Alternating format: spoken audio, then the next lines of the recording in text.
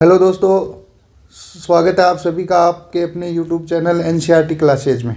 आज की जो ये वीडियो है वो 2026 के लिए एसएसटी के एग्ज़ाम के लिए हमारी लास्ट वीडियो होने वाली है।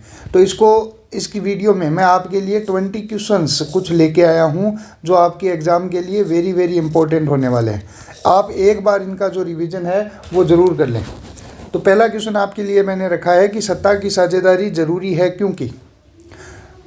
देखो दोस्तों, मैंने आपके लिए दोनों ही मीडियम में ये क्वेश्चन लिखे हैं ताकि हिंदी मीडियम और इंग्लिश मीडियम के लिए किसी तरह की कोई दिक्कत ना हो। तो पहला क्वेश्चन क्या रखा कि सत्ता की साझेदारी ज़रूरी है क्योंकि विभिन्न समुदाय के बीच तनाव एवं असंतोष को कम किया जा सके। क्या किया जा सके? तनाव और असंतोष को कम किया जा सके। Why is power sharing necessary to reduce tension and dissatisfaction among different communities. अलग अलग जो समुदाय होते हैं उनके अंदर किसी तरह का कोई भी जो मतभेद ना रहे, टेंशन ना रहे, इसको कम करने के लिए ही क्या ज़रूरी है? पावर शेयरिंग ज़रूरी होती है। अगर बात करूं मैं अगले की, when was India's first Lok Sabha election held, यानी भारत का जो प्रथम लोकसभा चुनाव है वो दोस्तों कब हुआ था? तो वो हुआ था 1951 एंड 1952 के अंदर। तो आगे मैं बात करूंगा कि भारत में कैसी शासन प्रणाली है। कैसी शासन प्रणाली है भारत में? आप सभी को पता होगा कि संसदीय शासन प्रणाली भारत में हमें देखने को मिलती है। कैसी? संसदीय, यानी what type of government system exist in India? Parliamentary system of government. आप जो अच्छी तरीके से जानते हैं हमारे यहाँ पे क्या है भाई? डेमोक्रेटिक नेशन है। कैसा है? डेमोक्रेटिक नेशन है। साथ में ही क्या है दोस्तों? फेडरल भी है। क्या होता है? फेडरल भी। और फेडरल क्या होता है? जब एक स्तर में सारी शक्तियां ना होके जो सरकार के अलग अलग लेवल्स में शक्तियां बटी होती है तो वही क्या होता है? फेडरलिज्म होता है। और इसीलिए भारत के अंदर क्या है? पार्लियामेंट्री सिस्टम ऑफ गवर्नमेंट देखने को मिलती है। फिर आता है आपका पंचायती राज व्यवस्था में किसे शामिल किया जाता है? Which level are included in Panchayati Raj system. तो देखो दोस्तों, जो पंचायती राज सिस्टम में है वो क्या होगा आपका? एक विलेज लेवल हो जाएगा, एक ब्लॉक और एक डिस्ट्रिक्ट लेवल। क्या हो जाएगा? District level. आगे मैं बात करूं अगले क्वेश्चन की, उससे पहले मैं आपको बता दूं कि दोस्तों आप एक बार अपना एग्ज़ाम पेपर देने के बाद, और जो मैंने पेपर आपके लिए बनाया था कल की वीडियो में और आज की वीडियो में जो इंपॉर्टेंट क्वेश्चन बता रहा हूं, अगर इनमें से आपको 90% आपके एग्ज़ाम में ना मिले तो मैं कहूँगा कि इस चैनल को फॉलो वगैरह मत करना।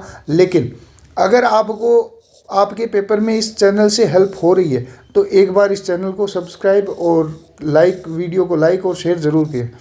आगे मैं बात करूंगा भारत के प्रमुख समाज सुधारक, यानी the major social reformer in India. तो क्या हो जाएगा? Jyotirao Phule, Periyar Swami Naicker, doctor BR Ambedkar, Raja Ram Mohan Roy. तो आगे मैं बात करूंगा अगले क्वेश्चन की। तो अगला क्वेश्चन आपके लिए मैंने रखा है कि देश हित लोगों को का संबंध ज़्यादा किससे रहा है? With whom are people mainly associated in public affair. तो किससे रिलेटेड होते हैं भाई? पॉलिटिकल पार्टीज से। किससे? राजनीतिक दलों से। किससे हो जाएंगे? राजनीतिक दलों से। भारत में राजनीतिक दलों को मान्यता किसके द्वारा प्रदान की जाती है? यानी who gives recognition to political parties in India. तो आप सभी को पता होगा election commission of India. Bharat का निर्वाचन आयोग जो है वो भारत में राजनीतिक दलों को क्या देता है दोस्तों? मान्यताएं देता है।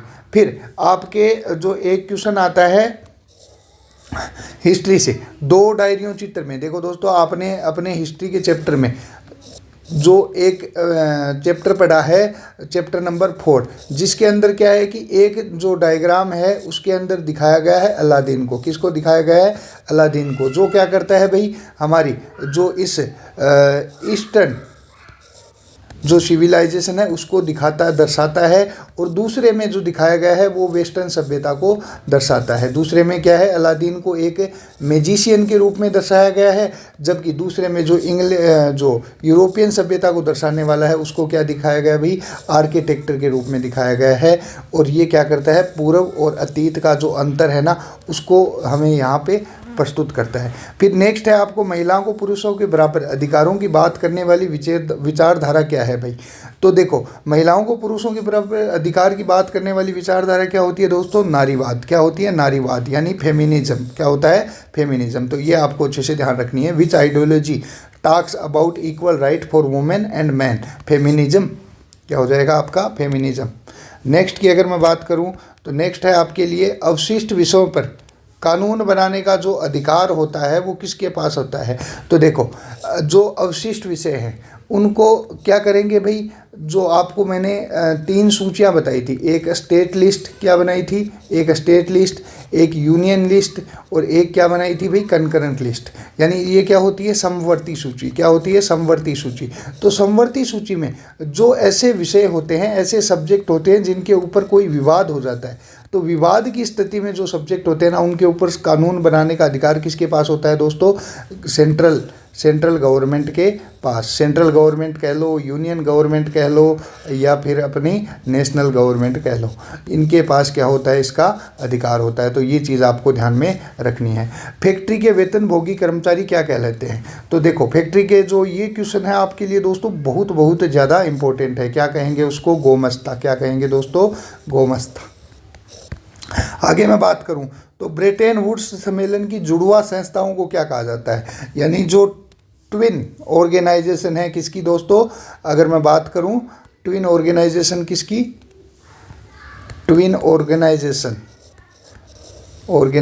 ऑफ ब्रेटन वुड्स, किसकी, ब्रेटन वुड्स। तो वो कौन सी हो जाएंगी, एक तो आपका विश्व बैंक यानी कि वर्ल्ड बैंक हो जाएगा, और साथ में क्या हो जाएगा आपका IMF, इंटरनेशनल मॉनेटरी फंड। इनको क्या कहा जाता है दोस्तों, ब्रेटन वुड्स सम्मेलन की जुड़वा संस्थाओं को के नाम से भी इनको जाना जाता है। अच्छा क्यों जाना जाता है, क्योंकि इस ब्रेटन वुड्स सम्मेलन के अंदर ही क्या हुई थी, इनकी स्थापना हुई थी। और आपको ये भी अच्छे से पता होगा कि ब्रेटन वुड्स जो फेमस प्लेस है वो किस देश में है, तो वो किस देश में है दोस्तों, USA में।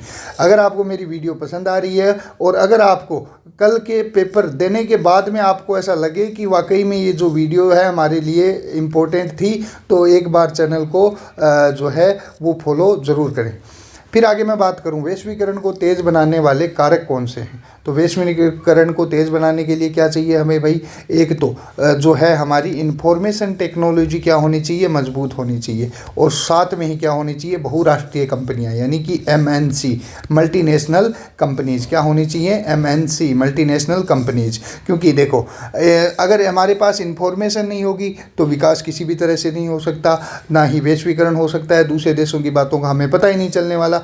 और अगर MNC नहीं होंगी तो एक देश से दूसरे देश में व्यापार भी नहीं होगा। MNC का जो मेन फंक्शन होता है वो क्या होता है कि भाई विदेशों में जाके व्यापार करना। फिर आगे आता है आपके जो अगला क्वेश्चन है, भारत माता की तस्वीर सबसे पहले किसने बनाई थी। तो भारत माता की सबसे पहले जो तस्वीर बनाई थी वो बनाई थी दोस्तों अबिंद्रनाथ टैगोर ने। किसने, अबिंद्रनाथ टैगोर ने। फिर आता है नेक्स्ट क्वेश्चन आपका, स्वदेशी आंदोलन का उद्देश्य क्या था। विदेशी वस्तुओं के आयात पर प्रतिबंध लगाना, यानी जो इंपोर्ट हो रहे थे वस्तुएं, क्या हो रही थी, इंपोर्टेड गुड्स पे क्या लगाना दोस्तों, प्रतिबंध लगाना। क्या होता, प्रतिबंध लगाना। आगे मैं बात करूं तो नेक्स्ट क्वेश्चन है आप